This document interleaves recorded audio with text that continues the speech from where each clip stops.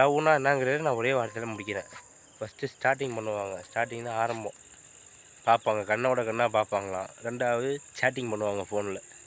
3வது டேட்டிங். நேரில் பார்த்து அங்கே சுற்றுறது, இங்கே சுற்றுறது, வண்டியில் இதெல்லாம் பண்ணுவாங்களாம். 3வது ஓத்திங். இது நான் சொல்லக்கூடாது. ஆனால் சொல்கிறேன். இதான் ஃபேக்ட் நடக்குது. நீங்கள் கமெண்டில் என்ன வேணாலும் நீங்கள் பண்ணுவீங்க. கடைசியில் எண்டிங்.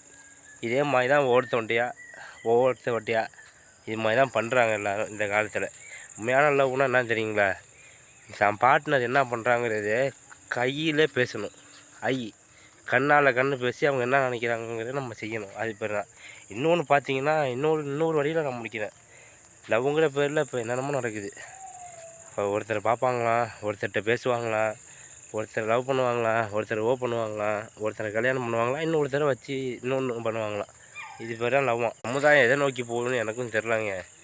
ஏதோ இந்த கவர்மெண்ட்டும் சரி, இந்த காலத்தில் உள்ள ஆளுங்களும் சரி, யாரையும் நம்ப முடியல. இப்போ கூட கடைசியாக ஒரு வீடியோ போட்டுருந்தேன் குடியை பற்றி. அது போட்டு ஒரு 2-3 நாளுக்குள்ளே பார்த்தீங்கன்னா, அண்ணா யூனிவர்சிட்டியில் கிண்டியில் ஒரு சம்பவம் நடந்துச்சு. ஒரு பையனும் ஒரு பொண்ணும் லவ் பண்ணிட்டு காலேஜுக்குள்ளே. மறைமுகமாக பார்த்தீங்கன்னா ஒருத்தன் வீடியோ எடுத்துருந்துருக்கான். அதை வச்சு அவங்க 2 பேரையும் இது பண்ண வச்சு, இவன் அந்த மாணவியை ஏதோ பண்ணாங்க அப்படின்னு அதை வேறு வீடியோ எடுத்து அதை மாட்டுறாங்க. ஏங்க உண்மையிலே லவ்வாக இருந்தால் அந்த பொண்ணு ஏங்க அந்த காடு மாதிரி இருக்கிற அந்த இடத்துக்கு போய் இது பண்ணணும். பண்ணிடுச்சு. பண்ணதுக்கப்புறம் அந்த பையன் வந்து அவனை அடித்து விரட்டி இல்லை போலீஸுக்கு கம்ப்ளைண்ட் பண்ணி ஏதாவது பக்கத்தில் உள்ளவங்க அடிச்சுட்டு வந்து கூட பண்ணியிருக்கலாம்ல. உண்மையான லவ்வாக இருந்தால் இதெல்லாம் பண்ணியிருக்கலாம் உண்மையிலே. எல்லாம் பண்ணி முடிச்சதுக்கப்புறம் வீட்டில் வந்து அந்த பொண்ணு அவங்க அம்மாட்ட பேரண்ட்ஸ்கிட்ட சொல்லுமா இந்த மாதிரி அப்படின்னு. அவங்க பேரண்ட்ஸும் ஓகே நீ போலீஸில் போய் சொல்லுவாங்களாம். இதையும் எல்லாத்தையும் இந்த போலீஸ் கேட்டு எஃப்ஐஆருங்கிற பேரில் இந்த மாதிரி பப்ளிக் சொல்லுவாங்களாம். ஏன்டா என்னங்கிற பார்த்தா பைத்தியக்கார மாதிரி அடிச்சிட்டு இருக்கடா. லவ்வுங்கிற பேரில் ஏதோ செய்கிறாங்க.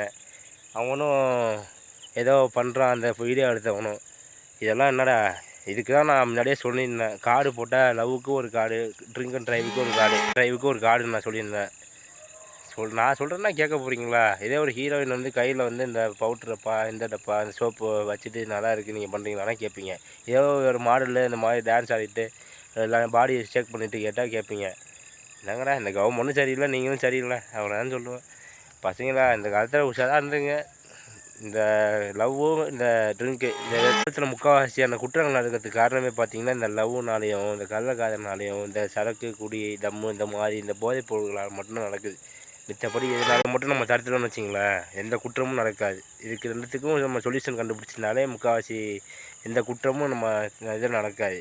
இவ்வளோ பெரிய அறிஞர்கள் இருக்கீங்க, இவ்வளோ பெரிய ஆஃபீஸர்ஸாக இருக்கீங்க, நல்ல எஜுகேஷன் குவாலிஃபிகேஷனாக தமிழ்நாட்டில் இருக்கீங்க. இதுக்கு ஒரு சொல்யூஷனை கண்டுபிடிக்க முடியலங்கிறீங்க.